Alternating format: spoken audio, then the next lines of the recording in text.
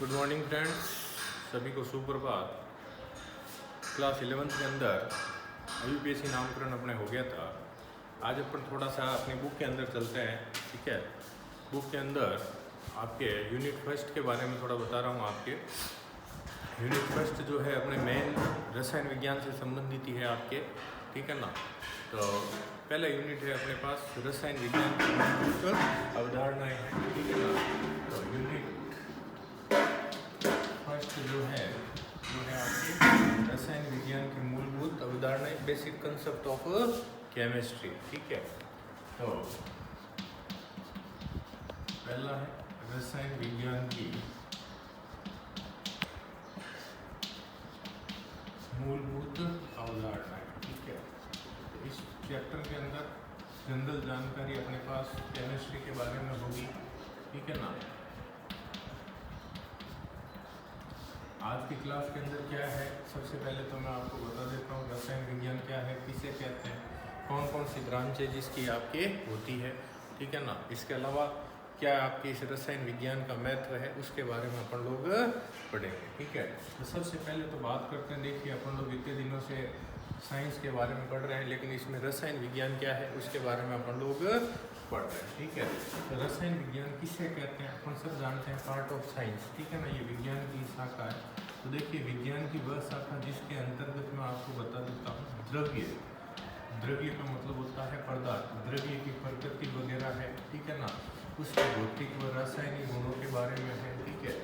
उसके भौतिक व रासायनिक गुणों के बारे में है। इसके अलावा इसमें होने वाले अंत परिवर्तन के बारे में अपन लोग अध्ययन किया जाता है। इनमें होने वाले अंत परिवर्तन के बारे में अध्ययन किया जाता है, ठीक है। तो फिर से सुनिए, केमिस्ट्री कहते हैं किसे, रसायन विज्ञान की वह शाखा जिसके अंदर द्रव्य की प्रकृति है, अर्थात पदार्थ के गुणों के बारे में, उसके भौतिक गुण है, उसके रासायनिक गुण है, उनमें होने वाले अंत परिवर्तन है इत्यादि का अध्ययन करना क्या कहलाता है, अभी आपके रसायन विज्ञान कहलाता है। इत्यादि का अध्ययन करना क्या कहलाता है, आपके रसायन विज्ञान कहलाता है, ठीक है भाई। ये तो रसायन विज्ञान की डेफिनेशन हो जाती है।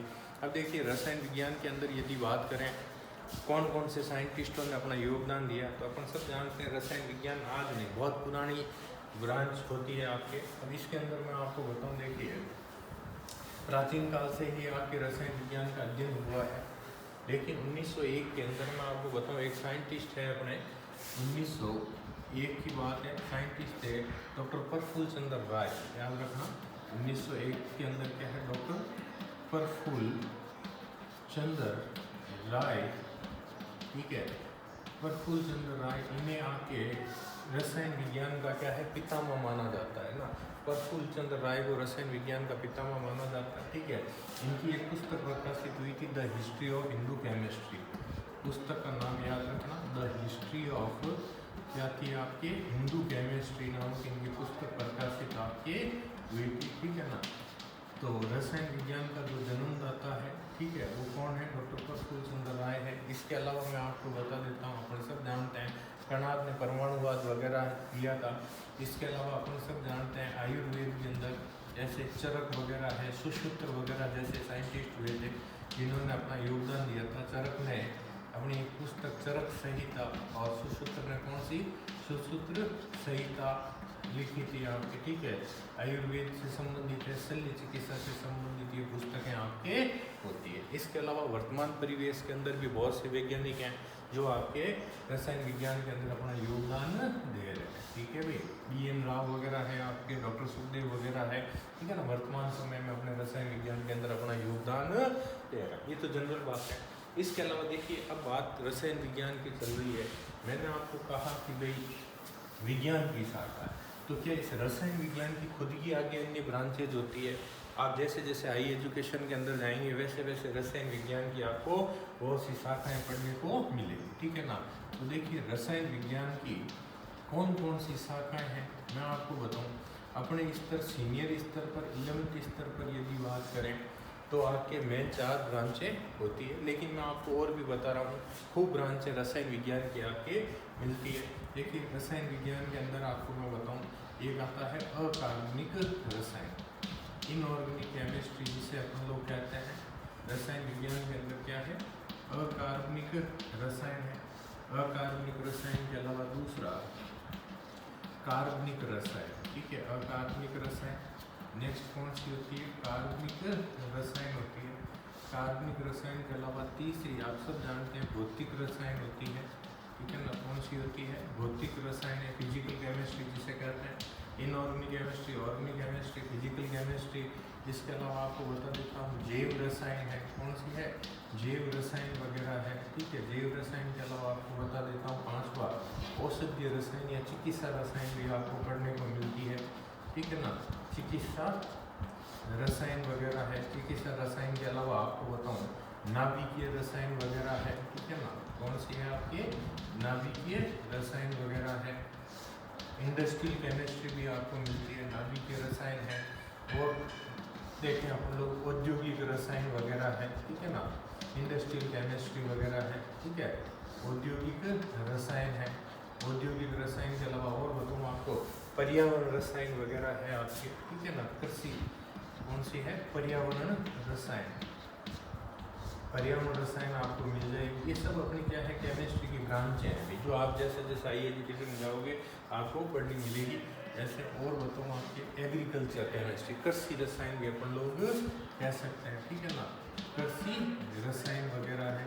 तो ये विभिन्न प्रकार की ब्रांचेज हैं जो अपने को क्या है आगे पढ़ने को मिलती है। तो रसायन विज्ञान में इनऑर्गेनिक केमिस्ट्री, ऑर्गेनिक है, फिजिकल है, जैव रसायन।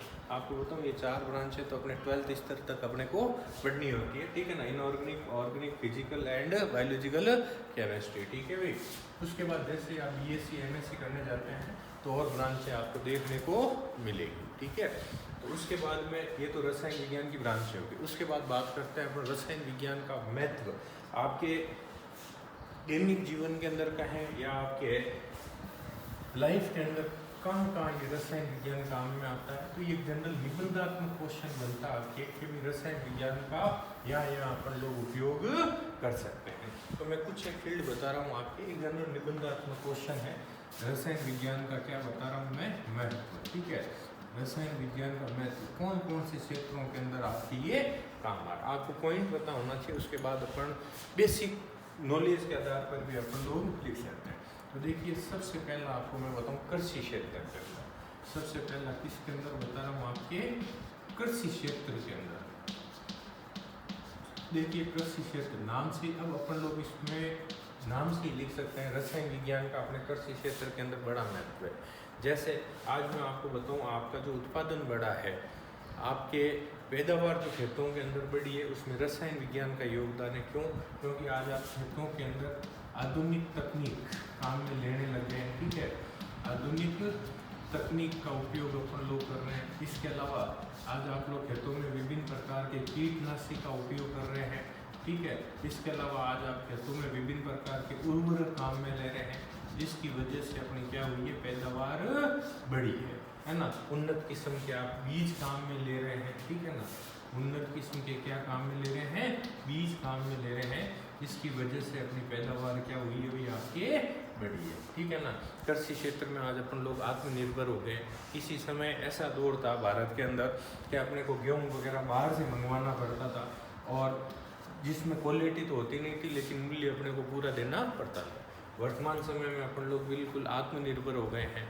अभी वर्तमान परिदृश्य के अंदर जहां आप एक इतनी बड़ी महामारी से अपने भारत जूझ रहा है, विश्व जूझ रहा है, उसके बावजूद भी अपने पास आज इतना गेहूं का स्टॉक पड़ा है या अन्य चीज़ों का स्टॉक पड़ा है कि भारत सरकार अपने को बैठे बैठे खिला सकती है, ठीक है। तो ये सब कृषि तकनीकों की वजह से रसायन में आपके विभिन्न प्रकार के उर्वरक वगैरह है, रसायनों का उपयोग किया, जिसकी वजह से पैदावार अपनी बढ़ी है, ठीक है भाई। दूसरा आपको मैं बता रहा हूँ, आप कह सकते हैं चिकित्सा क्षेत्र के अंदर। किसके अंदर? जैसे किसके अंदर? आपके चिकित्सा क्षेत्र के अंदर। देखिए चिकित्सा क्षेत्र के अंदर भी रसायन विज्ञान ने आपको बहुत बड़ा योगदान दिया है, ठीक है। वर्तमान परिदृश्य में अपन असाध्य रोगों का इलाज कर सकते हैं। विभिन्न प्रकार की दवाएं हैं, विभिन्न प्रकार की चिकित्सा तकनीकों का अपन लोग उपयोग कर सकते हैं। जैसे आपको मैं बताऊं एक्सरे वगैरह है, ठीक है ना। एक्सरे वगैरह है, सोनोग्राफी वगैरह है, ठीक है ना। एक्सरे वगैरह है, सोनोग्राफी वगैरह है, MRI वगैरह है, CT स्कैन वगैरह है ना। विभिन्न प्रकार की तकनीकें काम में लेकर अपन लोग क्या कर रहे हैं, चिकित्सा क्षेत्र में क्या हुआ है, हमारा विकास हुआ, ठीक है ना। हमने असाध्य रोगों का इलाज भी इस रसायन विज्ञान की वजह से इन रोगों पर भी हमने क्या है, जीत हासिल की है। जैसे मैं आपको बताऊं, कैंसर जैसे रोग हैं, टीबी जैसे रोग हैं, आगे बात सुनो, आपके कैंसर है, टीबी वगैरह है, ठीक है ना, इन रोगों पर भी अपन ने क्या है, इलाज पाया है। तो वर्तमान समय में ये रोग कम होते जा रहे हैं और हमें चिकित्सा क्षेत्र में ये पूर्ण विश्वास है, वर्तमान समय में जो कोरोना जैसी महामारी हो रखी है उसकी भी वैक्सीन हम आने वाले समय में खोज लेंगे और हम ये जो हमारे सामने एक बहुत बड़ी विकट समस्या आई है वो भी हम उस विकट समस्या से भी अपन लड़ते हुए इस समस्या को दूर करेंगे। तो चिकित्सा क्षेत्र में भी रसायन विज्ञान ने अपना बहुत बड़ा योगदान दिया, ठीक है ना। टीबी है, एड्स वगैरह है, जो आपके प्रारंभिक स्टेज में होता है तो उसका भी अपन लोग इलाज कर सकते हैं।